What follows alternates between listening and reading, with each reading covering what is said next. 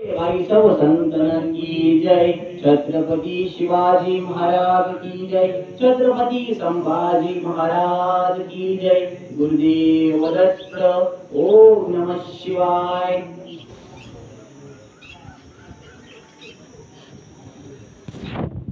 प्राप्त स्थळी प्राप्त ठिकाणी आपण इथे दुःखद अंतकरणाने जमलेलो आहोत.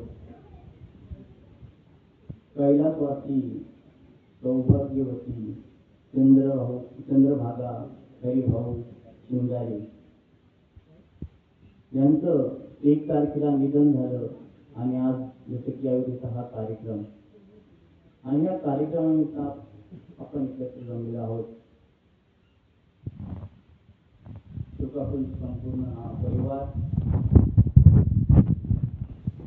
आणि आज प्राप्त ठिकाणी आणि प्राप्त स्थळी हा जो मी अभंग घेणार आहे गुरुदेव संत तुकोबारायांचा 4 कारणांचा अभंग आपण घेत आहोत. लेकुराचे हित वाहे माऊलीचे शिष्ट ऐशी कळवळ्याची जाती तरी लाभावी न तिची पोटी भार वाहे त्याची सर्व सोयीच आहे तुका म्हणे माझे तुम्हा संतांवर लेकुराचे हित कशामध्ये हा सांगणारा हा गुरुदेव तुकोबारायांचा 4 कारणांचा अभंग. जे दिनू निवासी आणि वैराग्य मूर्ती ज्यांनी स्वतःचं संपूर्ण आयुष्य परमात्मामध्ये घालवलं आणि आज त्यांना स्वप्नामध्ये विश्रांती दिला की त्यांनी सांगितले स्वप्नामागे जावे केले आणि शतकोटी अभंग रचले.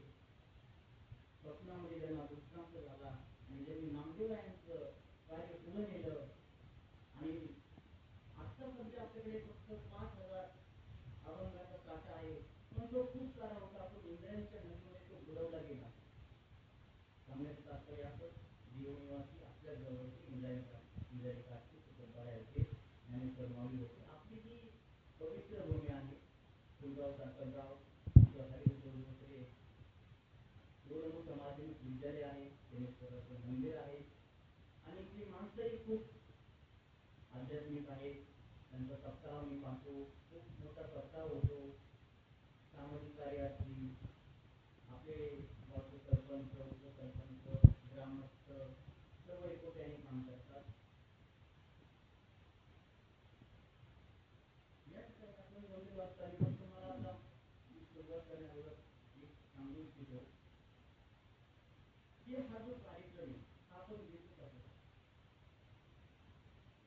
आणि आपण बघतो तर याचं एकच तात्पर्य आहे की आपल्याला हे 2-4 शब्द प्रवचनाद्वारे आपल्या कानावरती पडावे आणि आपल्याला त्याचा बोध होऊन आपला तो व्यवहारामध्ये उपयोग करता यावा आणि आपल्याला हा जन्ममृत्यूचा फेरा सारखा न यावा. 84 लक्ष योनीमधून आपण मुक्त कसं होईल हा संदेश देण्यासाठी ही अभंग रचना असली आणि याद्वारे आपण हा बोध घेतला पाहिजे. नैनम छिंदती शस्त्राणि नैनम दहती पावका नैनम छिंदती शस्त्राणि नैनम दहती पावका न चैनम केंद्र न शोषयती मार्का. भगवद्गीतेमध्ये भगवान श्रीकृष्णाने हा श्लोक देऊन दिलेला आहे. याचं कारण असं आहे की आपण बघतो भक्तियोग आहे, कर्मयोग आहे आणि ज्ञानयोग आहे असे 3 योगाचे माध्यम गीतेमध्ये सांगितलेले आहे. तर त्याच्यामध्ये हा नैनम छिंदती शस्त्राणि नैनम दहती पावका न चैनम केंद्र न शोषयती मार्का. याचा अर्थ असा आहे हा जो आत्मा आहे हा ह्या आत्म्याला कोणी मारू शकत नाही, म्हणजे याला कोणतं शस्त्र मारू शकत नाही. नैनम छिंदती शस्त्राणि नैनम दहती पावका ना त्याला कोणता वारा सुटू शकत नाही, ना त्याला कोणतं पाणी डुबू शकत नाही आणि अग्नी त्याला जाळू शकत नाही. हे आज्ञाबद्दल त्यांनी सांगितलेलं. त्यामुळं भगवद्गीतेचं प्रमाण आपण मानून आपला हा जो आत्मा आहे हा भगवंताशी एकरूप आहे. हे शरीर बदलत आहे. आता जरी हे शरीर आपलं गेलं तरी पण आपला हा आत्मा दुसऱ्या शरीरामध्ये प्रवृत्ती आपल्या कर्मानुसार. आता जर आपण ह्या काळामध्ये कर्म करतोय त्या कर्मावरती आपलं बरंचसं अवलंबून आहे. आपण कर्म कोणत्या प्रकारचं करतोय. कर्माची विविध प्रकार आहेत. आपण पाहतो काही मिळवण्यासाठी वेगवेगळ्या प्रकारचं कर्मकांड करतात. कुणाला त्रास देणं असेल, कुणाची जमीन हडपणं असेल, हे जे कर्म तुला पुढच्या जन्मामध्ये भोगावं लागतं ते आपल्या शास्त्रामध्ये सांगितलेले. शास्त्राच्या आधारे मी बोलतोय, हे माझ्या मनाचं मी बोलत नाहीये. पूर्वजन्मी पाप केले ते करून विचारले, जे आपण पूर्वजन्मी जे पाप केले ते ह्या जन्मामध्ये आपल्याला फेडायचं असतं. आणि जर आपण आता ह्या जन्मामध्ये सुद्धा आपण जर तेच पाप केलं तर पुन्हा आपल्याला तोच जन्म मिळेल. एकतर ही क्षणभंगूर जीवन आहे, हे मरण प्रत्येकाला येणार आहे. त्यामुळे गुरु गोरक्षनाथ म्हणतात, हे जोगी तुम मरो मरण है मीठा, हे जोगी तुम मरो मरण है मीठा. ते सांगतात की मरण म्हणजे मृत्यू हे सुखद आहे आणि त्यानंतरचा प्रभाव 84 योगीचा आहे. ही शरीर आहे, त्या शरीराचा हे फक्त तात्पुरता आहे. आपण भगवंताने आपल्याला दिलेले हे वरदान आहे आणि आपण त्या वरदानाचा कसा उपयोग करतो याचा आपण आशय घेतला पाहिजे. राम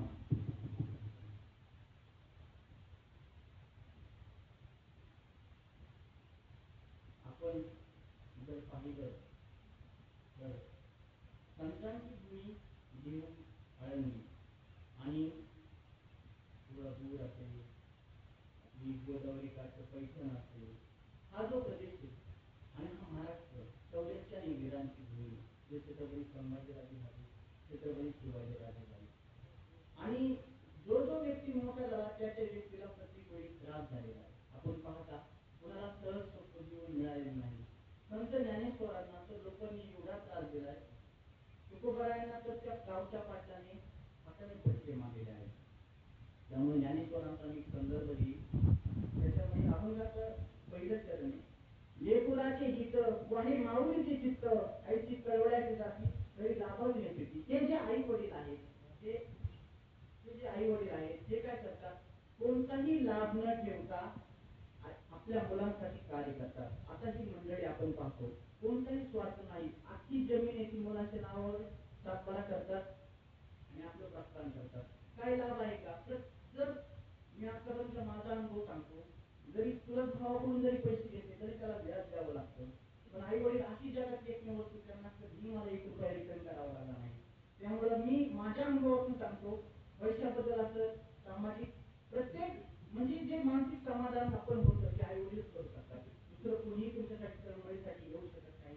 त्यामुळे जगगुरु तुकोबारायांनी सुद्धा खूप छान वर्णन केलेलं आहे आणि प्रत्येक संतांनी वर्णन केलेलं आहे, प्रत्येक कवींनी वर्णन केलेलं आहे. स्वामी तिन्ही जगाचा आई विना भिकारी.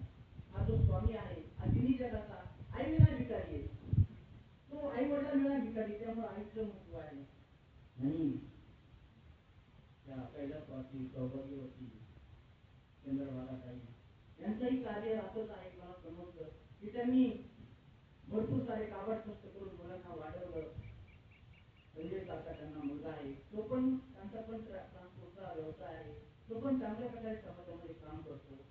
हे संस्काराचं प्रतीक आहे की त्या मातेने त्या मुलाला दिलेला संस्कार आहे.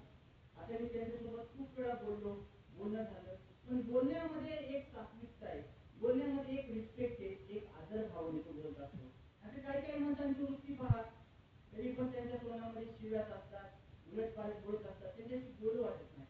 पण हा जो शिंगारे परिवार आहे त्यांच्याशी माझा खूप जुना म्हणजे अमोल शिंगारे नावाच्या वर्गातच होता. चांगला विद्यार्थी आहे, चांगलं काम करतो.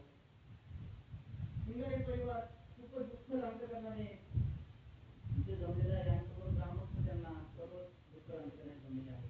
आणि हा प्रसंग मी यासाठी सांगतो तुम्हाला ज्ञानोबारायांचा, कारण की वडिलांचं आई वडिलांचं महत्व काय आहे. एकदा काय झालं होतं,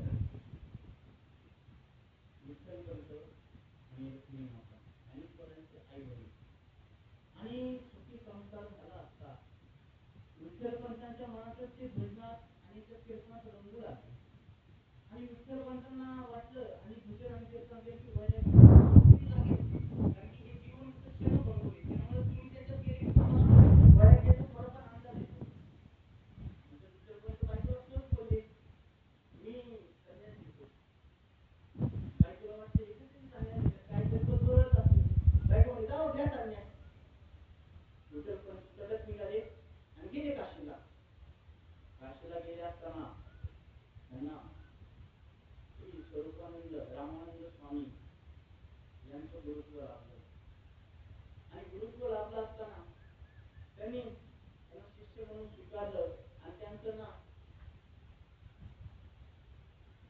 नामकरण केलं. हे चैतन्य स्वामी असं त्यांचं नामकरण केलं. चैतन्य स्वामी नामकरण केल्यानंतर ते गुरूंची सेवा करू लागले, आपलं पाणी भरू लागले, गुरूंचे जे काय सदा सारवण असेल, ज्या असेल त्यांचे कपडे धुवू लागले. शिष्य गुरु असे होते, आपल्याला शिष्याला वेगळे गुरुच्या काळी शिष्य म्हणजे गुरु परंपरा होती. आणि आपण म्हणतो आदिनाथ गुरु सगळ्या शिष्यांचा परिचयाचा म्हणजे शिष्य ही गुरु परंपरा नाथ संप्रदायाची. असं ते रामानंद स्वामी चैतन्य स्वामींना त्यांचं नामकरण बदलून टाकलं. आणि त्यानंतर अचानक काय झालं की आता त्यांचे शिष्य पारंगत झाला. कोण? ज्ञानेश्वरांचे वडील विठ्ठलपंत. विठ्ठलपंत पारंगत झाले. मग त्यांना वाटलं की आता आपण तीर्थयात्रेला जाऊया. म्हणून तीर्थयात्रेला जाण्याचा त्यांनी प्रसंग आखला आणि ते दक्षिणेकडे रामेश्वराचं दर्शन करण्यासाठी निघाले. आणि तीर्थक्षेत्र असं करत करत ते अळवेला येऊन पोहोचले. आणि अळवेला येऊन पोहोचले असताना सिद्धेश्वराचं दर्शन घ्यावं या उद्देशाने त्यांनी इंग्रजीमध्ये अंघोळ केली आणि तत्क्षणी वरती आले.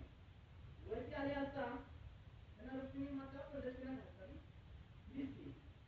आणि जेठी महाराज दिसल्यावर आपण दर्शन घेतोच महाराजांचं म्हणा, स्वामींचं म्हणा, तसं त्यांनी त्यांचे चरण स्पर्श केले आणि स्वामींनी त्यांना आशीर्वाद दिला, पुत्रवती भव.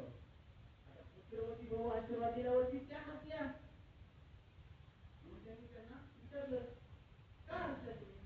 तर त्यांनी सांगितलं की माझ्या पतीने संन्यास घेतलेला आहे, तर मला पुत्र होतील कसे?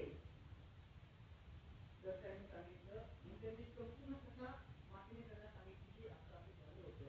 मग त्यांच्या लक्षात आलं की माझ्याकडे जर चैतन्य नावाने राहतोय तो हाच तर विठ्ठलपंत नसेल.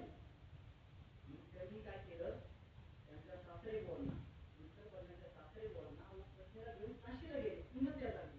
परत तीर्थयात्रा पूर्ण केली नाही, तक्षशिला गेले आणि सांगितलं, अरे देवाचा धर्म सोडून इथं संन्यास घ्यायला का आला? तर त्यांनी सांगितलं की माझं मन संसारामध्ये रमत नव्हतं, मला त्याच्यामध्ये काय आनंद वाटला नाही, म्हणून मी संन्यास. त्यांनी सांगितलं ही गुरुची आज्ञा आहे, तू जा आणि पुन्हा संसार कर.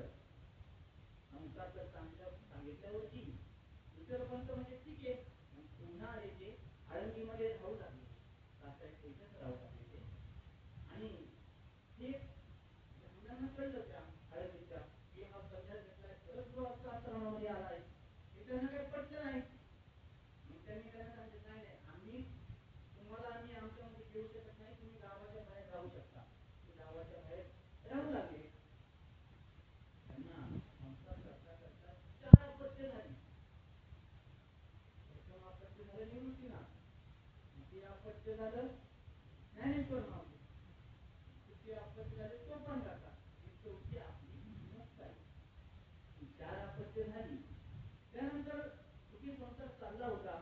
पण आता मोठा आता जो निवृत्तीनाथ आहे ते मोठे झाले. आता ब्राह्मणांमध्ये अशी प्रथा आहे की मुंज करायची. मुंज करायची म्हणून ते तथाकथित जे धर्म पंडित असतील त्यांच्याकडे गेले की माझ्या मुलाची मुंज करायची.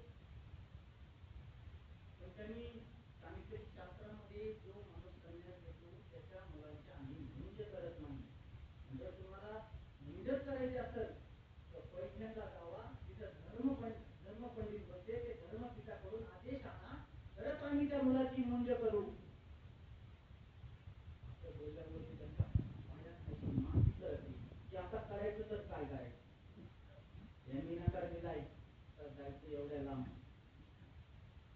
म्हणून त्यांनी काय ठरवलं, काय बोलले नाही ते घरी आले, बसून मुलांना झोपडीमध्ये ठेवलं आणि मुलांच्या सुखासाठी भविष्यासाठी त्यांनी स्वतः म्हणजे की आता मला हे जगच नको, या जगामध्ये जर असंच धर्म वाटत असेल आणि माझ्या निर्णयामध्ये माझ्या मुलांना त्रास होत असेल तर मी माझा नाश संपवतो. आणि त्या मातेने सुद्धा ठरवलं की मी माझा देह संपवते. दोघंही नवरा बायकोने देह संपवला गंगेमध्ये जाऊन. आणि मुलं सकाळी उठली, पाहतात आई वडील नाही. पण ही गोष्ट त्यांच्या कानावरती आली की धर्मपंडितांनी त्यांना ही गोष्ट सांगितली. थोडक्यात म्हणजे त्यांना आत्महत्या करायला लावली होती. जर तुमच्या मुलांना जर जगायचं असेल तर आत्महत्या करायला लागेल. आणि आत्महत्येसारखं पातक त्यांनी स्वतः स्वीकारलं. असे आई वडील जगाच्या पाठीवर तुम्हाला पाहायला मिळणार नाही.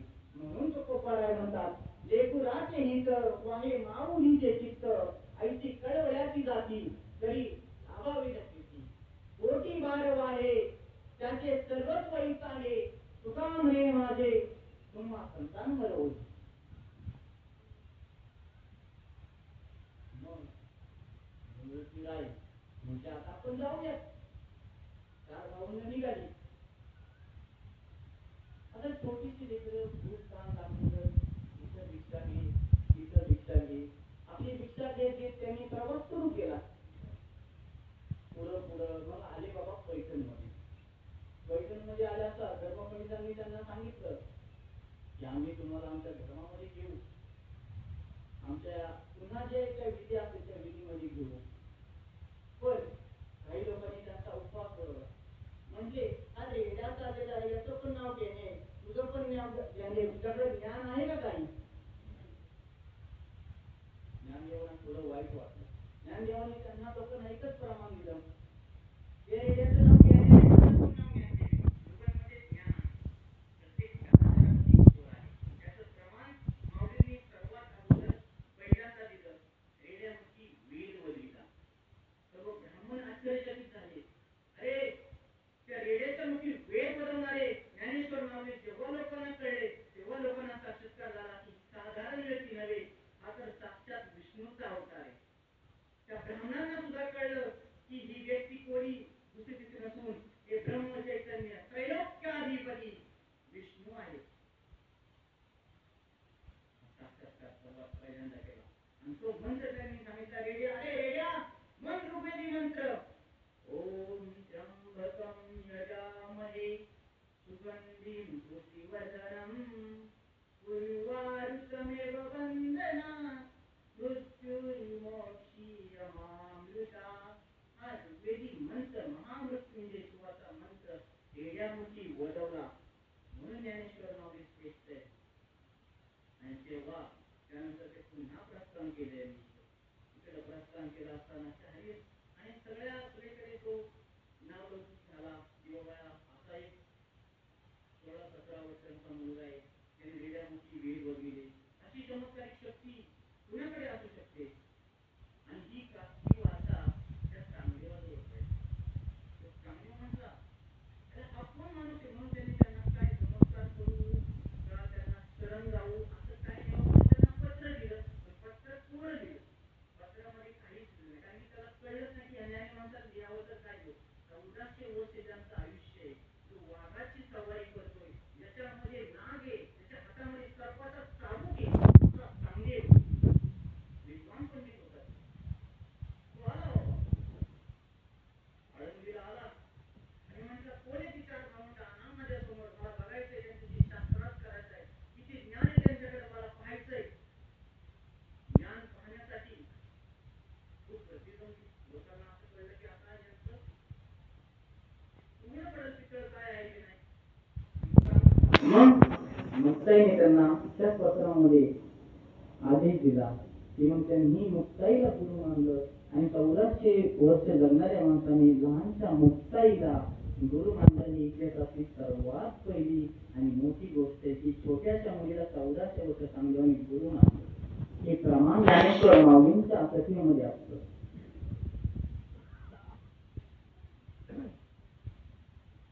आणि गुरु मानल्यानंतर आणि जेव्हा ज्ञानेश्वरांनी समोरासमोर भेट झाली पण आता भेटीला जर जायचंय तर कसं जायचं तो तर वादावर आलाय आता मी कशावर जाईल इथं काय पण जाऊ शकतो साधू माणूस आहे पण नाही ते म्हणते याचं गर्वहरण करायचं असेल तर मला त्याच तोडीचं उत्तर त्याला द्यायला पाहिजे म्हणून त्यांनी तिथल्या सगळ्या भिंतीवरती असा हात ठेवला आणि भिंतीमध्ये मंत्र म्हटला तर ती भिंत हवेत उडू लागली एवढं सामर्थ्य माझ्या ज्ञानेश्वर माऊलींचं होतं त्या भिंतीला सुद्धा हवेमध्ये म्हणजे समोर थांबवलं गेलं तो चकित झाला एवढी मोठी योग शक्ती पाहून तो आश्चर्यचकित झाला आणि तेव्हा त्याने नमन केलं आणि शरणागती पत्करली ही व्यक्ती कोणी साधारण नाहीये आणि जेव्हा चांगदेव फक्त ओळी 65 ओळी देश केला म्हणून चांगदेव 65 हा ग्रंथ उदयास आला ज्ञानेश्वर माऊलींचे जे 4 ग्रंथ आहेत एक भावार्थ दीपिका आहे अमृत अमृतना भवे, हरिपाठे आणि चांगले पासष्टी असे 4च ग्रंथ आहेत. त्यातला हा चांगले पासष्टी ग्रंथ. अमृतनाभ मध्ये संसारिक माणसांचा थोडंसं परे आहे, त्याबद्दल त्यांनी ज्ञान दिलेले. आणि आपल्या सर्वसामान्यांना हरिपाठ करून, हरिपाठ मुखे जरी गाय पवित्रची होय देह त्याचा. जरी हरिपाठ मुखे जरी गायला तरी त्याचा देह पवित्र होईल, असं ज्ञानेश्वर माऊलींनी हरिपाठामध्ये सांगितलं. म्हणून आपण हरिपाठ वाचला पाहिजे. आपण ज्ञानेश्वरीचं पारायण केलं पाहिजे. ज्ञानेश्वरीचं पारायण का करावं? आता आपण पाहतो सप्त्यामध्ये इथे खूप गर्दी असते. सोलापूरमध्ये आमची इथं पारायण 6 म्हणतो. मी स्वतः पारायण केलं होतं. 6 म्हणतो. फुलगावमध्ये 24 माणसं होती. ज्या ठिकाणी 24 माणसं आहे त्या ठिकाणी आध्यात्मिक वृत्ती जास्त आहे. आणि पारायणाचं महत्व, पारायण केल्याने माणूस काय होतो? नारायण होतो. त्याचा नारायण होतो. त्याचा काम, क्रोध, लोभ, मोह, मद, मत्सर हे षडविकार आहेत. त्या 6 विकारांवरती जर विजय मिळवायचा असेल तर तुम्हाला ज्ञानेश्वरीचं पारायण करणं गरजेचं आहे. हे पहा, आताचं जे जीवन धकाधकीचं आहे याच्यामध्ये मी म्हणत नाही की तुम्ही पारायण करा, हरिपाठ करा, पण मनाच्या शांतीसाठी, एक मनाच्या अनुभवासाठी जर आपल्या मनाला वाटत असेल की बाबा मला सद्गती प्राप्ती व्हावी, माझ्यातला क्लेश कमी व्हावा, एक तर पैशासाठी चाललेली वनवन, संसारातलं दुःख, संसार हे दुःख मूळच आहे हे ज्ञानेश्वर माऊलींनी सांगितलेले. संसारामध्ये कुणाला सुख आहे का? जरी कुणापाशी बसतं एकांतात त्याला विचारलं तर तो त्याची 100 प्रॉब्लेम सांगत, 100 गोष्टी असतात. त्यामुळे मी सांगतो की संसार जर दुःख मूळ असेल त्याच्यामध्ये आपल्यामध्ये राज असते, कुटुंब असते, समाज असते, हे 3 प्रकारचे दास्य येतात. तर राजदास्य म्हणजे काय? तर राजदास्य म्हणजे आपण पैशासाठी कामाला जातो, पैसे कमवून आणतो आणि परिवाराचा उदरनिर्वाह करतो, हे राजदास्यामध्ये येतं. पण याच्यामध्ये जो वेळ जातो त्याच्यामध्ये आपल्याला देवाची पूजा करायला वेळ भेटत नाही. साधा आपल्याला आपल्या आई वडिलांशी बोलायलाही वेळ नाही. आता जर पाहिलं तर आपल्या आई वडिलांशी आपण किती वेळ बोलतो? मला नाही वाटत की कोणता मुलगा जास्त 1 तासाच्या पुढे 15 मिनिटं 20 मिनिटाच्या पुढे आई वडिलांशी बोलतात. कारण की ते जवळ आहे म्हणून त्याची किंमत नाही. जेव्हा आई वडील जातात तेव्हा आपल्याला त्या गोष्टीची किंमत कळते की आई वडील किती महत्वाचे. आणि ज्यांनी आपल्या हाताच्या फोडाप्रमाणे सांभाळलेलं असतं, ज्यांनी पोटाला चिमटा काढून वनवन करत गावोगावी दारोदारी फिरत काम केलेलं असतं. आताचा काळ थोडा वेगळा आहे. आता सर्वांना बंगले, गाड्या जागच्या जागी भेटलेल्या आहेत. आता मी पाहिलं पहिली साकोरे कंपनी असेल, वागस्कर कंपनी असेल, एवढी सगळ्या कंपन्या नव्हती. त्यांची घरं जर तुम्ही पाहिली असतील अजूनही तर मातीचीच आहे, छोटीशी घरं आहेत. त्यांनी पोटाला चिमटा काढूनच परिवार चालवलेला आहे. वाळू चाललेली आहे. वेळोवेळी काही असतील आपल्या उदरनिर्वाहासाठी काम केलेले, ते काबड कष्ट केलेले. आता हे मुलांना जागच्या जागी मिळालेले, काहीच कष्ट करायची गरज नाही. जागच्या जागी 4 चाकी, वावरे, खडी मशीन, काही त्रास नाही. फक्त त्यांनी काय केलं पाहिजे? त्याचं जतन केलं पाहिजे. पण ज्या लोकांनी पूर्वीच्या काळी जो संघर्ष केला तो संघर्ष आत्ताच्या वाटेला नाही. एवढंच फक्त सांगायचं याच्यामधून की बाबा की त्याचं जतन तुम्ही करा आणि त्यांची पुण्याई आहे. त्यामुळे ते पितृऋण आहे, हे पितृऋण लक्षात आलं पाहिजे. पितरांचं आपल्यावरती ऋण आहे, पूर्वजांचं आपल्यावरती ऋण आहे. आता समजा माझ्या आजोबांनी किंवा माझ्या पंजोबांनी जमीन विकली, थोडीफार विकली, पण तो त्रास पुढे आहे का नाही? त्यांचं ऋण किती मोठं आहे? आई वडिलांचं, पूर्वजांचं ऋण एवढं मोठं आहे ना, ते कशातही मोजता येणार नाही. आणि ते ऋण कधीही कोणी फेडू शकत नाही. आता आपण काय काय जण म्हणतात आई वडिलांनी काय केलं? अरे आई वडिलांनी काय केलं? आई वडिलांनी दिवस जाळलाय, रात्रीचा दिवस केलाय, आडामासाचं रक्त आटवलंय, तेव्हाच मला पोचलंय. आता जे आपण 1000 रुपये 500 रुपये सहज कमवतो त्या काळी खूप होत. आता आमच्या इकडे 800 रुपयाचा भाव होता 1980 आमच्या आजोबांनी जमीन बघितली तेव्हा 800 रुपयामध्ये दिलेली आहे का? आता तिची किती किंमत आहे? हे पूर्वजांचं ऋण आहे. आणि एक सांगायचा संदर्भ, हे जी टोपी आहे त्या टोपीमुळे संस्कृती टिकलेली आणि संस्कृती टिकवण्याचं काम फक्त ही पिढी आणि शेवटची पिढी. लोकांना टोपी, धोतर, असा कुर्ता घातला की लोक हसतात काय काहींवरती, तरुण पिढीवरती. हे काय नवीन नाटक? अरे बाळा, हे नाटक नाही, हे ऋण आहे. आणि हे ऋण प्रत्येकाचं नाही. अन्न मान धन हे तो प्रारब्ध आहे. हे माझ्या प्रारब्धामध्ये, तुझ्या प्रारब्धामध्ये फक्त बापाचे पैसे खाण्याचे तुझं प्रारब्ध आहे. तुझ्या प्रारब्धामध्ये कष्ट नाहीये. उलट कुंती काय म्हणाली माहिती का? हे भगवंता मला फक्त दुःख दे, जेणेकरून मला तुझी आठवण राहील. त्यामुळे मी परमेश्वराकडे काय मागतो की देवा मला फक्त दुःख दे. तुम्ही गरिबीत जन्माला आला म्हणजे तुम्हाला काम करण्याची संधी आहे, स्वतः सिद्ध करण्याची संधी आहे. ज्यांना जन्मजातच सर्व मिळाले त्यांची मुलं ऍक्सिडेंट घडवतात.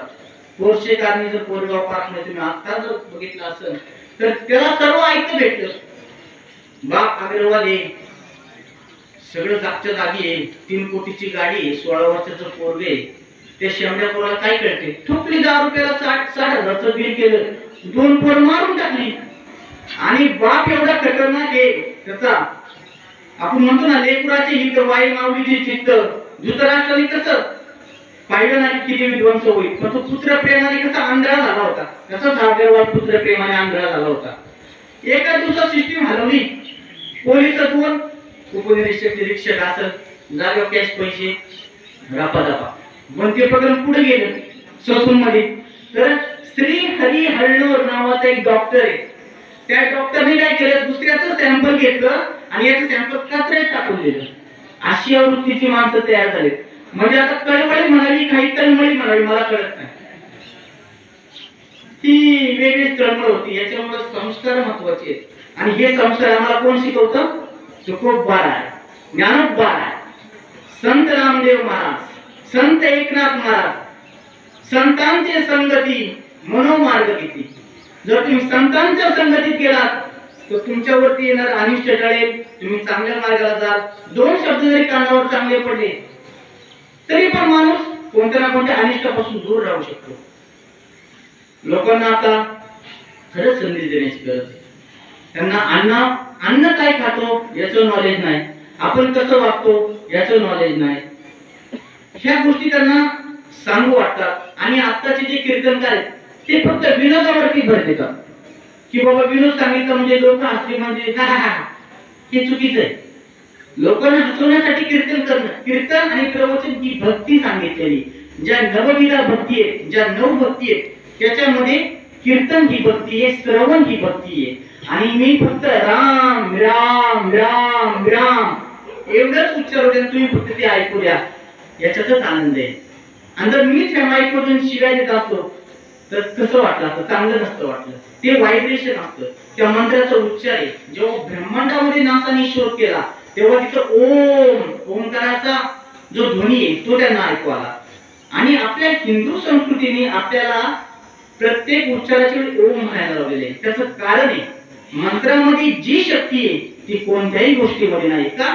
फक्त बुद्धीसाठी. बुद्धीमध्ये जे आपले छोटे छोटे पॉइंट्स असतात त्यांना व्हायब्रेट करण्याचं काम मंत्र करतात. जसं की एखादा छोटासा मंत्र मी घेतो, गायत्री मंत्र, ओम भूर्भुवः स्वः तत्सवितुर्वरेण्यं भर्गो देवस्य धीमहि धियो यो न प्रचोदयात्. आता हे शब्द आहे. हे शब्द ऐकल्यावर मनाला गोडवा वाटतो, मनाला थोडं छान वाटतं. पण जर एखादा माणूस असेल तिथं त्याच्या शेजारी गेले, काही लोकांच्या तोंडात पदोपदी शिव्या असतात. असं नाही की मी खूप पांढरा शर्ट घातला म्हणजे मी शिव्या देणार नाहीये. अशी लोक खूप वृत्तीची माणसं आहेत जी पांढरे कपडे घालतात आणि काळी कामं करतात. आणि अशा क्षेत्रामध्ये बरीचशी माणसं तुम्हाला सापडतील, जाटा वाढवतील, गळ्यामध्ये माळा घालतील आणि वाईट काम करताना तुम्हाला दिसतील. जास्त वृत्तीची माणसं तुम्हाला अशा क्षेत्रामध्ये दिसतील. कारण की का? जर तुम्हाला निस्वार्थीपणाने भक्ती करायची असेल ती फक्त इंद्रायणी काठीच होऊ शकते. तुकोबारायांनी इंद्रायणी काठी आणि इंद्रायणी नदीनी ज्या वह्या त्यांच्या जे अभंग तारले ते फक्त ते पावित्र इंद्रायणी मध्ये आहे आणि इंद्रायणीचं जतन करणं आपलं काम आहे. तुळगावचे जे ग्रामस्थ असतील, तुळापूरचे असतील, मरकळचे असतील, त्यांनी आताच आपल्या नदीवरती लक्ष ठेवलं पाहिजे. नाहीतर मुळं मोठं झाल्याशिवाय राहणार नाही. मी पुण्यामध्ये गेलो होतो, त्या नदी पवित्र नदीमध्ये जिथे आपण नदीला देवी मानतो त्या नदीमध्ये एवढा कचरा टाकलाय, सगळा सांगाचा वास. एवढा वास बघून मला वाईट वाटलं. अरे म्हटलं काय नदी होती जेव्हा शिवराय पुण्यामध्ये होते तेव्हा काय नदीचं स्वरूप असेल, काय पहाडी असेल आणि आता काय स्वरूप आहे. आणि इकडे पण ती जनसंख्या येऊ लागलेली. जसं प्लॉटिंग वाढत लोक येतील तसं इथं संघाचं बनवा टाकतील लोक. कचरा टाकतील, तरी तुळजापूरला असती आपण बंद केलेली आहे. तुळजापूर सारखं महात्म्य आणि तुळगाव सारखं महात्म्य आपल्याला कुठे पाहायला मिळणार नाही. कारण की मी ह्याच मातीतला आहे म्हणून सांगतो. कारण की इथं शनीश्वराचं मंदिर आहे, महादेवाचं मंदिर आहे, भैरवनाथाचं मंदिर आहे. आणि हे फुलगाव हे जे गाव आहे ना, हे मला लहानपणापासून का आवडतं माहिती का? कारण की मला एक आस होती की 8वीत जायचं, 7वीपर्यंत शाळा तिथं होती. 8वीत जायचं, हरिद्वार हॉटेलमध्ये ऍडमिशन घ्यायचं. आणि हा माझा लहानपणापासून आवडीचा होता. चालत जायचं 2 किलोमीटर. आणि ही एक बाजारपेठ होती एक महत्वाची, आणि पेशवेकालीन घाट आहे, पेशवेकालीन मोठी बाजारपेठ होती. आणि मी लहानपणी चुलत्यांसोबत आलो होतो, तेव्हा राखेल जर घ्यायचं असेल तर पहिल्यांदा फुलगाव यावं लागतं. आणि आज सुद्धा तुळजापूर माझं जरी गाव असेल तरी माझं पोस्ट फुलगावच आहे. माझ्या आधार कार्ड वरती फुलगाव नाव आल्याशिवाय राहत नाही. त्यामुळे मी ह्या गावचा सुपुत्र आहे. आणि तुम्ही माझे आई वडील आहात. आपण म्हणतो रक्ताचं नातं असतं, पण रक्ताचे नाते जे किती चांगले असू शकतात ते तुम्ही अनुभवाने सांगू शकता. आणि ज्ञानेश्वर माऊली आणि तुकोबाराय सांगतात, रक्ताचा नात्याचा इथे काही संबंध नाही, इथे संबंध प्रेमाचा आहे. माझ्या विठोबाचा कैसा प्रेम भाव, हा प्रेम भाव जो आहे तो आपल्याला इथे पाहायला मिळतो. आता मी जरी तुम्हाला अनोळखी असेल किंवा काही जण तुम्हाला पहिल्यांदा पाहिलं असेल, पण जेव्हा आपण वारीला जातो, आध्यात्मिक क्षेत्रामध्ये जातो, जी माणसं असतात ती आपल्याला वडीलधाऱ्याप्रमाणे सांभाळतात. आता मी वारीला गेलो होतो तर त्या माणसाने मला एवढं प्रेम लावलं की ते प्रेम मला खूप असं वेगळं वाटलं, अनुभव वाटलं. वारीसारखं प्रेम कुठे नाही. प्रत्येक जण ताट घेतो, ताट घासतो, शिस्तबद्ध पद्धतीने आंघोळ करतात, वारीसारखं सुख ह्या भूतलावर नाही. त्यामुळे स्वर्गाच्या लोकांना सुद्धा 84 सिद्धांचा सिद्ध भीती मिळाला हा कुठे इथे. त्यामुळे ह्या वारीचं सुख जर तुम्हाला अनुभवायचं असेल तर तुम्ही आता 28-29 तारखेला वारीचं प्रस्थान होणार आहे आळंदी आणि देवबंदी, तर नक्की तुम्ही या आणि आपलं हे जे काही जीवन आहे सार्थकी लावा. तुम्ही तिथं पाहाल की रक्ताचं जे नातं आहे आणि हे वारीचं जे नातं आहे खूप वेगळं आहे. एवढे प्रेमळपणाने माणसं राहतात. आमचं विठुरायाचा कानावरती गजर, ते सकाळी उठणं, काकडा आरती, नंतर नाश्ता वगैरे, नंतर पायी चालणं, काय तो आनंद जर तुम्हाला अनुभवायचा असेल ना, आणि ज्याला तो नाही भेटला अनुभव, त्याच्या जीवनामध्ये काय राम नाही, त्याच्या जीवनामध्ये काय रस नाही. साधू बोध झाला तो निरोनिया केला, ठाईच मुलाला अनुभव. त्याला साधूचा बोध करायचा आहे, त्यांनी आध्यात्मिक क्षेत्रात या. त्याला सद्गुरू असं नाही की मी म्हणत नाही त्यांनी गुरु करून घ्या, गुरु करू नका. हे पहा, आपदीप भव गौतम बुद्धांनी सांगितलेलं आहे. तुम्ही स्वतःचा दीपक स्वतः बना. कुणी काही सांगू, माझं ऐकू नका, दुसऱ्याचं ऐकू नका. स्वतः आत्मचिंतनाने जर तुम्हाला वाटलं की मला हे केल्याने आनंद भेटतोय तर ती गोष्ट अवश्य करा. हे केल्याने मला दुःख होतंय तर ती गोष्ट करू नका. आणि माणूस हा चुकीचा पुतळा आहे. आज मी इथे त्या संतांची कृपा आहे. भूतकाळामध्ये माझ्याकडून काही वाईट गोष्टी घडल्याही असतील, पण मला स्वप्नामध्ये येऊन त्यांनी सद्गती दिली आणि मला ह्या चांगल्या मार्गाला लावलं. मी त्यांचे ऋण किती व्यक्त करू. अरे ज्यांनी नराचा नारायण करतात असे संतांचे जर तुम्ही पायी नतमस्तक झाला तर काही होऊ शकतं. तुम्ही संतांच्या मार्गात जा, तुम्हाला आनंद आहे. तुम्ही हा ठीक आहे, पैसे पाहिजेच, पैशाशिवाय काही नाही. प्रत्येक गोष्टीला पैशांची गरज आहे. तुम्हाला तिथे अध्यात्माची गरज नाही. पण जर शरीराला जशी व्यायामाची गरज आहे तशी मनाला आणि या बुद्धीला अध्यात्माची गरज आहे. या मनाला जर शांती देण्याचं फक्त एकमेव ठिकाण असेल ना तर फक्त ती अध्यात्माची ताकद आहे आणि तुकोबांची ज्ञानोबांची ताकद आहे. याशिवाय जगाच्या पाठी दुसरा कोणताच मार्ग नाही. कुटुंब राष्ट्रामध्ये पण तसंच आहे. आई आजारी, मुलगी आजारी, स्वतःच्या मंग्यामध्ये गॅप आहे, ब्लड सर्क्युलेशनचा त्रास आहे, डोकेदुखी, खूपच उपद्व्याप आहेत. पण त्या उपद्व्यापामधून सुद्धा मुक्ती मिळते. ज्ञानेश्वरीच्या 10व्या अध्यायातील फक्त पहिल्या 5 वळी वाचल्या तर तुम्हाला मनक्याचे विकार दूर करण्याचं शास्त्र माहिती पाहिजे. ज्ञानेश्वरी ग्रंथ एवढा पवित्र आहे की तो जर ग्रंथ तुम्ही वाचला तर तुमचे बरेचसे विकार दूर होतात. 10व्या अध्यायातील फक्त पहिल्या 5 ओळी वाचा, तुमचे बरेचसे आजार कमी होतात. आणि ह्या गोष्टी सांगितल्या पाहिजेत, कारण की हे एक शास्त्र आहे, हे एक तंत्र आहे, आणि हे ज्ञानोबांनी आपल्याकडं सुपूर्द केले. आपण म्हणतो ना, जर पूर्वजन्मी बहुपुण्य केले, जर तुम्ही पूर्वजन्मी जर पुण्य केला असेल तर तेच तुम्हाला आता फळाला येईल. आणि हा चिंतनाचा विषय लक्षात घ्या. आता लोक म्हणतील प्रवचनकारांनी फक्त हसवलंच पाहिजे, प्रवचनकारांनी फक्त टिंगल-टवाळी करून आम्हाला उड्या मारायला शिकवलं पाहिजे, तर तसं नाहीये. वैराग्यमूर्ती पृथ्वीराज महाराज चव्हाण यांनी 12 वर्षापूर्वी कीर्तन सेवा संपवली. म्हणजे मी आता कीर्तन करणार नाही. तर मी त्यांना भेटलो असता, मी त्यांना विचारलं का हो, म्हणजे कीर्तनाचा दर्जा खालवलाय. जे 5 वर्षाचं मुलगा ज्याला स्वतः आई वडिलांचं प्रेम माहित नाही, त्याला बोध नाही, तो काय सांगणार. त्या दिवशी तो सांगत होता, मी ऐकत होतो. शिक्षकांनी मला हात पुढे केला आणि शिक्षकांनी छडी मारायला गेला आणि मी छडी मला लागलीच नाही. तर मला पुढचं सांगूच वाटत नाही, कारण की ते मला योग्य नाही वाटत.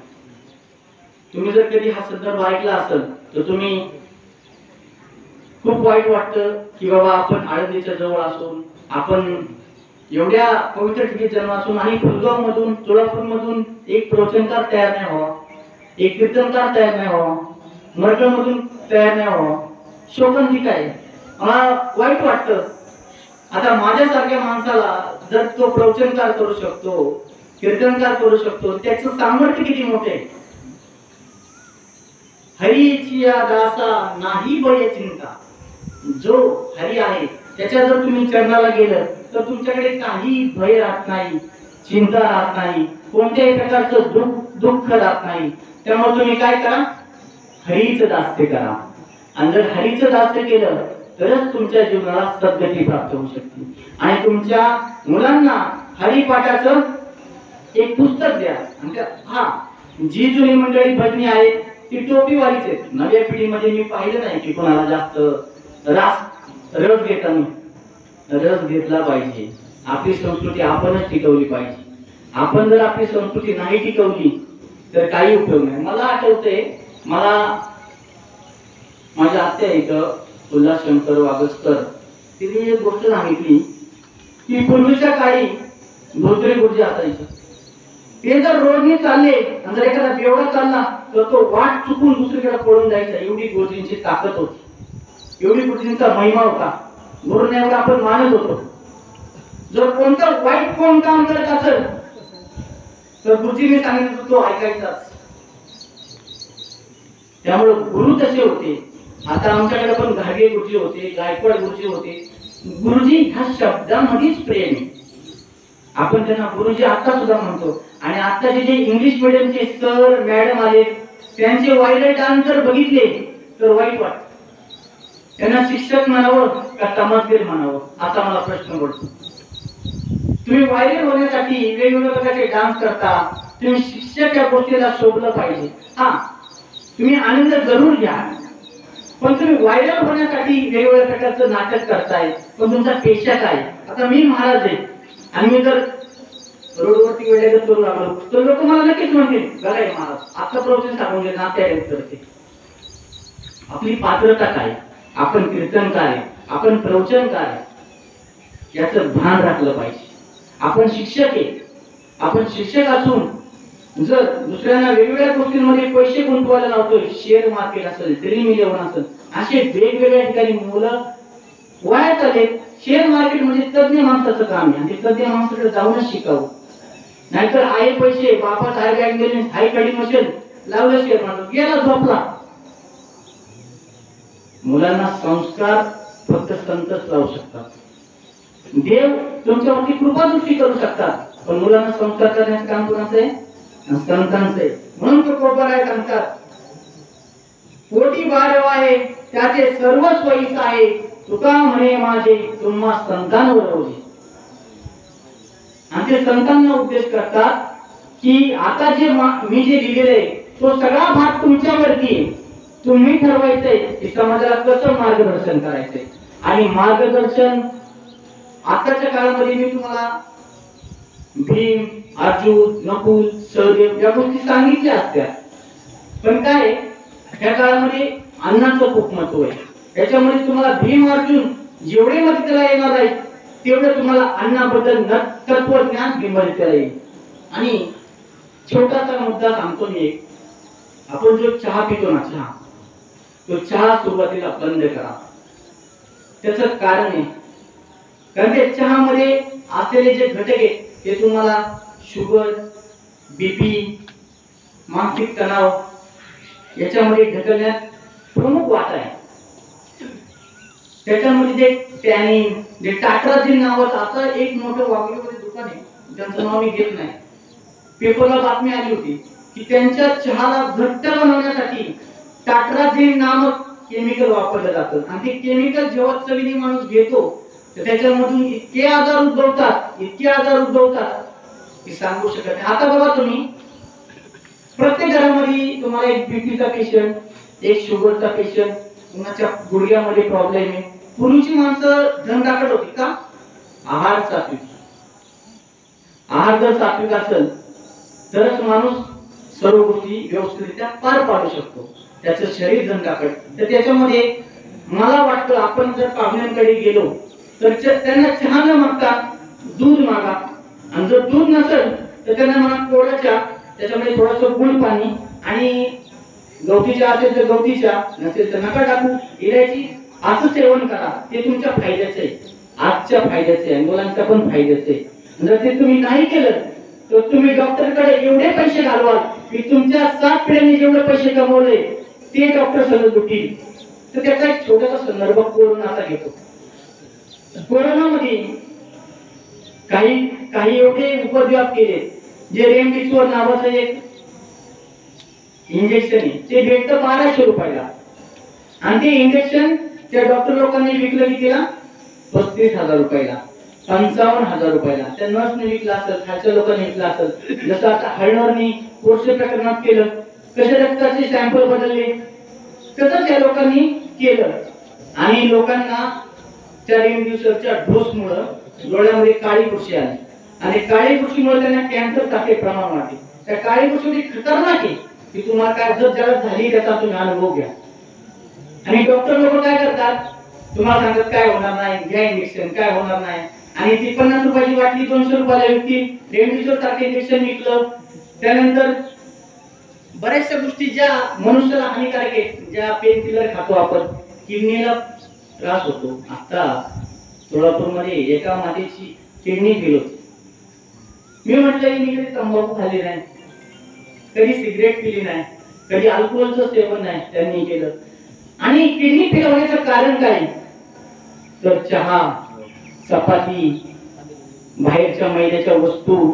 आता आपण जातो, आपला पाल्य आठवड्यामध्ये एकदा तरी हॉटेलला जेवतो. हा, महिन्यामध्ये एकदा ठीक आहे, पण आठवड्यात जर तो एकदा जेवतोय तर ती चुकीच आहे. त्याला सांगितलं पाहिजे घरी का जेवणार नाही. तुम्ही अनुभव घ्या, तुमच्यातूनच घ्या. आपला पाल्य नाश्ता करतो, दुपारी जेवतो, संध्याकाळी जेवतो का? त्याला आवर्जून विचारा. तर तो आठवड्यामध्ये 2दा बाहेरच खातो. मिसळपाव खाईन, चहा पिईन, चायनीज खाईन, पिझ्झा खाईन, बर्गर खाईन, पण ते त्याला भोगायचंय. एक आहारशास्त्र आहे. आतामध्ये पूर्वीच्या काळी 4 वेद, 6 शास्त्र, 18 पुराण हे तुमच्या मदतीला एवढे येणार नाही तेवढं तुम्हाला आयुर्वेद मदतीला येईल. आयुर्वेद हा असा ग्रंथ आहे त्याच्याद्वारे तुम्ही हा भवसिंधू चालू शकता. तुम्ही आयुर्वेदाचा अभ्यास करणं गरजेचं आहे. चपाती नामक ही गोष्ट जेव्हा हरित क्रांती झाली पंजाबमध्ये, त्यानंतर हा गहू जास्त उदयास आला. पूर्वीच्या काळी हा गहू एवढा नव्हता. आणि जर तुम्ही डॉक्टरला विचारा कधी गव्हाचे साईड इफेक्ट किती आहेत, कारण की हा नकली गहू आहे. आणि त्याच्यामुळे ते ग्लुटेन नामक तत्व पोटात जातं, ते पोटात असं चिकटतं आणि जेव्हा आपण खातो ते कण चिकटले जातात. त्याच्यामुळे बऱ्याचशा व्याधी उद्भवतात. जर तुम्ही एक दिवस गव्हाचा आटा फक्त पाण्यामध्ये बुडवून ठेवा आणि त्याला असं पूर्ण चिकट होतं. पूर्वीचे लोक फक्त भाकर खायचे. मला आठवते चपाती आमच्याकडे फक्त सणाला व्हायची लहानपणी, आणि कायम बाजरीची भाकर, बाजरीची ज्वारी नव्हती तरी. कायम बाजरीची भाकरच खायला भेटायची, त्याच्यामुळे ती ताकद होती, ते सत्व होतं. पण आता माझी मुलगी आहे पहिल्या जाती, तिला भाकरच आवडत नाही, मोबाईल बघितला की मॅगी. तरी मी तिला समजवण्याचा खूप प्रयत्न केलाय, त्याच्यातून तिला मी समजून सांगितलं की हे असं नाही ते तसं आहे, हरियाणामध्ये 2 मुलं मेले तर तू ही मॅगी खाऊ नको, हे काम आपलं आहे. मॅगी पास्ता आता इकडे आले, आपण पुण्यातच आहे, आपण असं नाही की बुलढाणा आहे ना तिकडे बाबा लांब आहे, आपल्याकडे ते वाढ लय जवळ आहे. आता जर बाहुलीमध्ये गेलात ना, सगळ्यात जास्त जर पैसा खर्च होत असेल तर ते फूड गोष्टीवर, आणि त्या फूड गोष्टी शरीरासाठी शून्य फायद्याच्या आहेत. लोकांना अटॅक येतोय, रक्त त्यांचं रक्त चोकअप होते, त्यांचं काय होते ब्लड सर्क्युलेशन व्यवस्थित होत नाही. त्यासाठी काय करणं गरजेचं आहे? तुम्ही माधवबाग मध्ये गेला असाल किंवा नारायणगाव गेला असाल तर मसाज ही एक अशी गोष्ट आहे त्याने तुमची शरीराची शुद्धी होती. जशी शरीराला व्यायामाची गरज आहे, मनाला अध्यात्माची गरज आहे, तशी ह्या शरीराला सर्व्हिसिंगची गरज आहे, आणि ती सर्व्हिसिंग फक्त मसाजद्वारे होते, मालिश. जर तुम्ही महिन्यामध्ये जर शरीराची तेलाने मालिश केली, तिळाचं तेल असू द्या, मोहरीचं तेल असू द्या, त्याद्वारे जर तुम्ही संपूर्ण शरीराची मालिश केली तर रक्त विसरण प्रक्रिया चांगली होते, त्यात त्वचेखालची चरबी कमी होते आणि हलकं हलकं वाटतं. आणि असं वाटतं जसं की आपली गाडी 2 व्हीलर आपण बघतो, आपली 65,000 रुपयाची गाडी असेल तर ती आपण किती महिन्याला सर्व्हिसिंग करतो दादा? 3 महिन्याला सर्व्हिसिंग करतो. आणि हा देह कितीचा आहे याची गणना आहे का? हा देह कोटींच्या पलीकडे, पण त्या कोटींच्या पलीकडे असलेल्या देहाला जर तुम्ही मालिश करू शकत नाही तर मी म्हणतो हा काही हे विचार रुजले पाहिजेत. त्यासाठी मी ह्या क्षेत्रामध्ये आलो की बाबा माणसांना ह्या गोष्टीचं आकलन झालं पाहिजे की डोळ्यांची दृष्टी सुधारते, संपूर्ण शरीराची निगेटिव्हिटी निघून जाते, शरीरामध्ये पॉझिटिव्ह एनर्जी प्राप्त होते. ती फक्त एका मंदिरामध्ये होते आपल्या, आणि मालिश केल्यानंतर होते. त्या 2 गोष्टी फक्त माझ्या लक्षात ठेवा जातात. मी तुम्हाला तत्वज्ञान जास्त शिकवायला आलो नाही, कारण मी इथं खूप सज्ञान लोक आहेत आणि ही सगळी प्रपंचाचा गाडा ओढणारी. ह्या जगात जर सगळ्यात हुशार लोक असतात ना तर ती प्रपंचाचा गाडा ओढणारी. संन्यासी लोकांपेक्षा पण मला हुशार लोक वाटतात, कारण की कसा कसा संसार करावा लागतो, कसे कसे पैसे जमावे लागतात, कधी कधी लोकांची कसं कसं बोलावं लागतं. आणि हे फक्त तत्वज्ञान तुम्हाला शाळेमध्ये शिकवलं जात नाही, हे तत्वज्ञान फक्त संसार रूपी सागरामध्ये शिकलं जातं. आणि या संसार रूपी सागरामध्ये आणि ह्या व्यासपीठावरती मला फक्त आहारशास्त्र, कारण की जरी तुम्ही सुज्ञ असाल, जरी तज्ञ असाल, पण आहाराची चूक करताच. ज्या गोष्टी खायच्या नाही ते खाता, आणि तुमच्यामध्ये काम, क्रोध, लोभ, मोह, मत्सर हे आटोक्यात येत नाही. आणि हे आटोक्यात येण्यासाठी भगवंताचं चिंतन, भगवंताचं नामस्मरण करणं खूप गरजेचं आहे. म्हणून हरिपाठामध्ये ज्ञानेश्वर माऊली म्हणतात, नाम संकीर्तन साधन पै सोपे, जळतील पापे जन्मांतरीची. जर जन्मांतरीची पाप मिटवायची असतील तर तुम्हाला काय करायचंय? देवाचं नाम घ्यायचंय. देवाचं नाम घ्यायला वेळ नाहीये. सकाळी उठल्यानंतर फक्त 5 मिनिटं तुम्ही अंघोळल्यानंतर देवाचं फक्त हात जोडून ध्यान करा. ध्यानाचं एवढं महत्व आपल्याला ऋषी मुनींनी सांगितलेलं आहे. तथागत गौतम बुद्धांनी तुम्हाला ध्यानाच्या विपश्यना ध्यान असं हे ध्यान तुम्हाला दिलेलं आहे. आणि ज्यांनी जैन धर्म स्थापन केला ते महावीर, त्यांनी तुम्हाला शुक्ल ध्यान दिलं. आणि जे आदिदेव आहेत महादेव, जर तुम्ही अभ्यास केला, ज्यांनी विज्ञान भैरव हे नावाचं ग्रंथ लिहिलंय, त्या ग्रंथामध्ये त्यांनी ध्यानाच्या एवढ्या विधी सांगितलेल्या आहेत की त्यातली एक जरी विधी तुम्ही अवलंबली तरी तुम्ही ह्या सागरामधून सहज पार करू शकता. आता लोक नैराश्यामध्ये जाऊन आत्महत्या करतात. जर त्यांनी गौतम बुद्धांना गुरु मानलं, महादेवांना गुरु मानलं, महावीरांना गुरु मानलं आणि त्यांचं अनुकरण केलं तर ते नक्कीच नैराश्यात जाणार नाही आणि या भवसागरामधून ते सहज करतील. आणि सर्वात महत्वाचं, जो नाथ संप्रदाय तो खूप महत्वाचं त्यांनी काम केलेलं आहे. त्यामुळं ज्ञानेश्वर माऊलींनी असू द्या, संतांनी असू द्या, त्यांच्याविषयी खूप लिहून ठेवलेले आहे.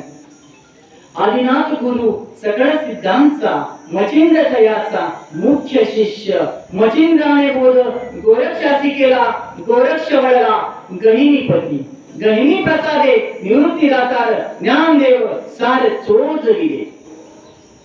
हा संदर्भ तुम्हाला हरिपाठामध्ये भजनांमध्ये पाहायला मिळेल. त्यामुळे नाथ संप्रदायाचं महत्व काय आहे? आपण पाहतो गीता ही ज्ञानेश्वर माऊलींनी मराठीमध्ये रूपांतरित केली, तर टीका केली, त्यानंतर त्याचं ज्ञान होतं. पण ह्या आपल्या संपूर्ण माणसांसाठी त्यांनी भागवत दीपिकात मध्ये रूपांतर केलं आणि तिला पुढे ज्ञानेश्वरी हे नाव दिलं आणि एकनाथांनी त्याचं शुद्ध प्रत तयार केली. हे पण माहिती पाहिजे. आणि ज्ञानेश्वरी ही सच्चिदानंद बाबांनी दिली. खूप मोठ्या गोष्टी सांगायला वेळ नाहीये, नाहीतर मी सांगायला लागलो तर 2 दिवस लागतील. ज्ञानेश्वरी हा जो ग्रंथ आपल्यासाठी का लिहिला आणि त्याच्यामध्ये त्यांनी ओवी लिहिली. माझ्या मराठाची बोलू कौतुके परी अमृतातेही पैजा जिंके ऐसी अक्षरे रसिके मेळविन ऐसी अक्षरे रसिके मेळविन. असं का लिहिलंय? मराठी बांधवांसाठी मराठी जनांसाठी ज्यांनी संस्कृत मध्ये असलेला ज्ञानेश भगवद्गीता मराठीमध्ये रूपांतर केलं आणि तिला भावार्थ दीपिका हे नाव दिलं आणि त्यानंतर एकनाथांनी तिला ज्ञानेश्वरी हे नाव दिलं आणि संपूर्ण जनांसाठी खुलं केलं हे अथांग सागर. पण त्याचा आस्वाद घ्यायला मुमुक्षतेने साधक पाहिजे. ते साधकच घेऊ शकतात आणि त्याचं ते साधकच जाणू शकतात की त्या भजनातला आनंद काय. आताच्या मुलांना भजनातला आनंद समजणार नाही. जे शब्द कानावरती पडतात ना त्याने शरीरामध्ये असे प्रफुल्लित होतं. जसं की आपण एखादी आवडीची गोष्ट खाल्ली, कसं आपले ऑक्सिटोसिन असन किंवा आपले हार्मोन असन ते ऍक्टिव्हेट होतात, तसंच भजन ऐकल्यानंतर मनाला शांती मिळते. आणि ती शांती जर अनुभवायची असेल तर तुम्हाला संतांच्या संगतीत यावं लागेल. तुम्हाला आध्यात्मिक क्षेत्राची थोडी जोड असावी लागेल. मी म्हणत नाही तुम्ही संपूर्ण आध्यात्मिक क्षेत्रात या, पण तुमच्या 24 तासातला जर तुम्ही 5 मिनिटं आध्यात्मिक क्षेत्रात दिला, हरिपाठाला दिला, तर तुमच्या जीवनात सार्थक झाल्याशिवाय राहणार नाही. आणि जीवनाचं जर खरं सार्थक करायचं असेल तर एकच पर्याय, साधूंचे संगती संतांचे संगती मनोमार्गवती. संतांचे संगती मनोमार्गवती. हे का मी वारंवार सांगतोय, हा शब्द तुम्ही वारंवार तुमच्या कानामध्ये बिंबवा आणि त्याचं आकलन करा. माणूस नुसता वयाने मोठा होतो. आता चांगदेव जो आहे तो वयाने 1400 वर्ष झाला, पण त्याला व्यवहार कसा करावा याचं ज्ञान नव्हतं, म्हणून त्याला त्या मुक्ताईने ज्ञान दिलं. लक्षात घ्या, तुम्ही फक्त आपण 80 वर्ष जगलो 90 वर्ष जगलो याला महत्व नाही. छत्रपती संभाजीराजे फक्त 32 वर्ष जगले, पण आज आपण त्यांचा इतिहास गातो. संत तुकोबराय 42 वर्ष जगले, आपण त्यांचा इतिहास वर्ष गातो. किती जणांचा उद्धार केलाय तुकोबरायांनी 42व्या वर्षी. आणि आपल्याला जर 60व्या वर्षापर्यंत काम वासना सुटत नाही, आपल्याला खाण्याची वासना सुटत नाही, गृहस्थाश्रम वानप्रस्थाश्रम संन्यासाश्रम त्या विधी आपल्याला शास्त्राने सांगितल्या. तुम्ही याच्यातून मुक्त व्हायलाच तयार नाही. तुम्हाला तुमची संपत्ती ही सोडूच देत नाही. आणि ही पण चिंता की मी मेलो तर माझ्या मुलाने जमीन विकून खाल्ली तर, अरे खाणारच येतो. असं काय करता तुम्ही? 7 पिढ्या तुम्ही 7 पिढ्यांनी ती जपलं आणि एक नालायक निघाला, खेळ झाला ना सगळा. मग 7 पिढ्यांचं वाटलं. त्यामुळे लक्षात ठेवा, जन्म जो दिलाय ना त्या जन्माचं जर सार्थ करायचं असेल ना तर निवृत्ती हा शब्द लक्षात घ्या. काही काहींचं निवृत्ती असतं, पण त्यांना निवृत्तीच आयुष्यभर घेता येत नाही. ते काम वाचते लुटते. म्हातारपणी सुद्धा त्यांना म्हातार चाळी सुटतात. मी बघतो गमरकाईच्या बाजारात मी गेलो आणि मी आपला, कारण की ह्या वेशामध्ये मला जाता येत नाही, त्या वेशामध्ये अभ्यास करता येत नाही. लोकांची जे खोडी ते ह्या वेशामध्ये मला साधा वेश घेऊन गेलो आणि एक माणूस मी बघितला, आता मला त्याचं नाव घेता येत नाही कारण कसं आहे ते माझ्या आपल्या या संप्रदायाला शोभत नाही. तर तो काय करायचा, स्त्रिया बटाट्याची भाजी बटाटा घ्यायला गेल्या किंवा कांदे घ्यायला गेल्या, हळूच मागे जाऊन थांबायचा. पैसे नाही, काय नाही, पीठ जमले नाही, हळूच असा. याचं काय चाललं, एक व्हिडिओ काढला त्याचा हळूच. आता मला पण अशात लेर असेल किंवा माणसं कशी वागू शकतात. मी म्हटलं राव, याचं आयुष्य गेले, हा काम वाचून मुक्त नाही झाला म्हणजे किती अवघड गोष्ट आहे. आणि खूप जवळचा माणूस आहे माझ्या, बरं का, मी त्याचा वृद्ध आहे, तो त्याचं वय असेल तरी 67 वयाचा माणूस. स्त्रिया वागल्या की फक्त जाऊन थांबायचा आणि मागवून बघितलं की हा बटाटा किती, काय बटाटा किती. तुम्ही जर वृत्ती जर सुधारली नाही, तुमची जर कामाचं जर तुम्ही शांत केले नाही, तर तुमच्या जीवनाचं सार्थक नाही. जीवनाचं सार्थक करण्याचे 3च मार्ग आहेत. एक गुरुला शरण जा, एक चांगला सद्गुरू करा, एक नामस्मरण करा, आणि आपलं जीवन कसं आपल्याला सार्थकी लावता येईल याची मार्ग शोधा. मी कोण सांगणार, मलाच माझा मार्ग एवढा भेटत नाही, मी तुम्हाला काय सांगणार. पण जेवढं संतांनी मला सांगितले त्याच्याद्वारे मी थोडा तरी त्याच्यावरती लवलेश लावू शकतो. हा, असं नाही की संपूर्णपणे त्याच्यामध्ये महारथ हासिल केले असं नाही, पण जे माझ्या मनामधला विकार आहे, मी पण दिवस आहे, मी पण त्या शरीरातूनच आलेलो आहे, त्यामुळे ते जन्मताच माझ्या अंगात आहे आणि होते आणि अजून असतीलच. पण त्याच्यामध्ये जर कंट्रोल करायचा आहे तर तुम्हाला त्या गोष्टींचं आकलन झालं पाहिजे. सांगण्याचं तात्पर्य एवढंच. तसा खूपच वेळ होत चाललेला आहे.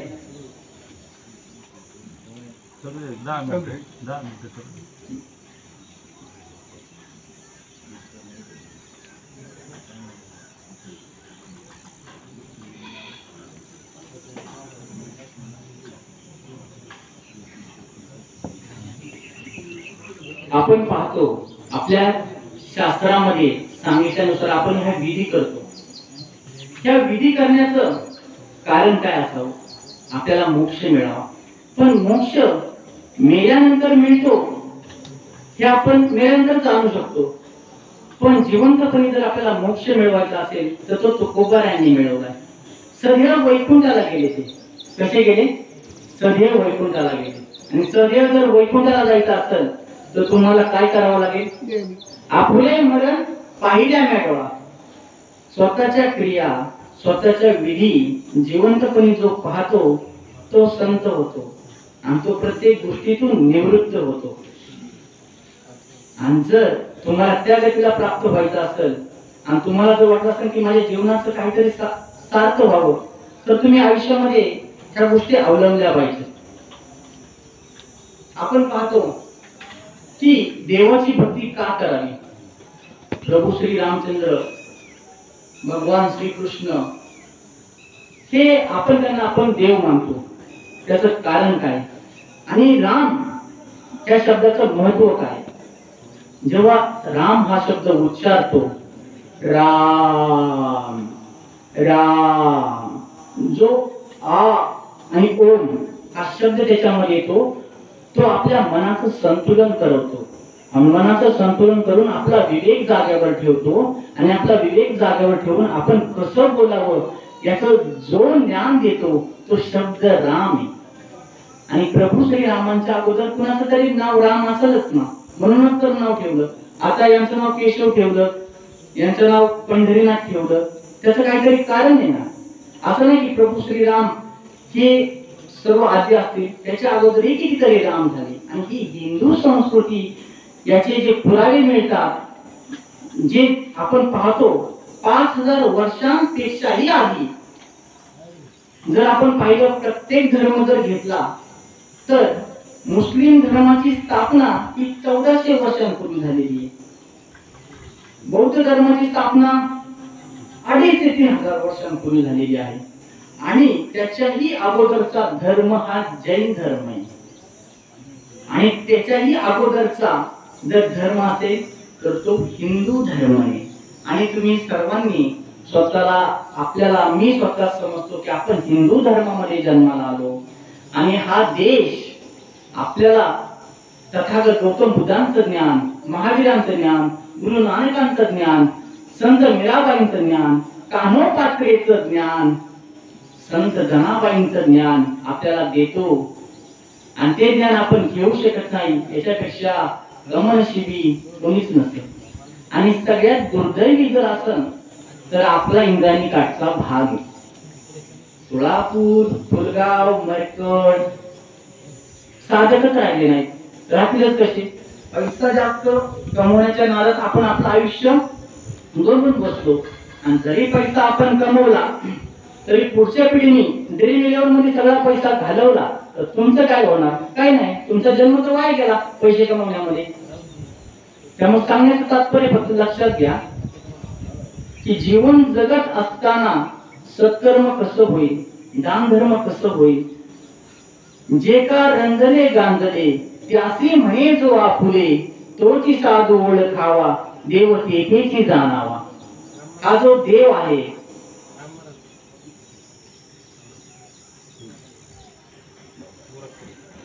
आता वेळ भरपूर झाल्यामुळं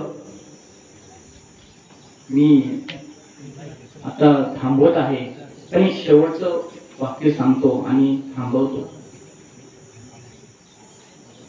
जे का रंजले गांजले त्यासी म्हणे जो आपुले, तोची साधू ओळखावा देव तेथेची जाणावा. हे वाक्य माझं होतं. याच्यामध्ये जे काही रंजले गांजलेले असतील त्यांची जर तुम्ही मदत केली त्याच्यासारखं पुण्य नाही. जो आधीच पैशावाला आहे त्याला तुम्ही जास्त मदत करताय त्याचं फळ तुम्हाला नाही. जर त्याला अन्नाची गरज आहे, भुकेलेल्या अन्न द्या, तहानलेल्या पाणी द्या आणि गांजलेल्या थोडीशी तुम्ही खूप धनवान आहे तर 500, 1000 असं दान धर्म करत जा. आता हा जो विधी आहे याच्यामधून महाराज लोकांना दान दिलं जातं, ब्राह्मणाला दान दिलं जातं, अन्न प्रसाद दिला जातो. हे दानाचं काम आहे. आणि कीर्तन प्रवचनाद्वारे उपदेश केला जातो. ही एक भक्ती, याचं खूप मोठं महात्म्य आहे ही श्रवण भक्ती. आणि मी आता सर्व चरण पुन्हा एकदा वाचतो आणि विराम देतो माझ्या ह्या. लेकुराचे हित वाहे माऊलीचे चित्त, ऐसी कळवळ्याची जाती तरी लाभावी नक्की. पोटी भार वाहे त्याचे सर्वस्व हे साहे, तुका म्हणे माझे तुम्हा संतांबरोबर. आणि आज आपण इथे दुःखद अंतकरणाने प्राप्त स्थळी, प्राप्त ठिकाणी जमलेलो आहोत. आणि कैलासवासी सौभाग्यवती चंद्रभागा हरिभाऊ शिंगारे यांना जो 84 लक्ष योजनेचा फेरा आहे त्याच्यामध्ये त्यांना मोक्ष मिळो आणि त्यांच्या परिवारावरती जे दुःख आलेलं आहे त्यांना ते दुःख सावरण्याची संधी परमेश्वर देव ही मी परमेश्वराच्या प्रार्थना करतो. त्यांचा मुलगा असेल, सून असेल, त्यांच्या मुली असतील, आपतिष्ट नातेवाईक असतील,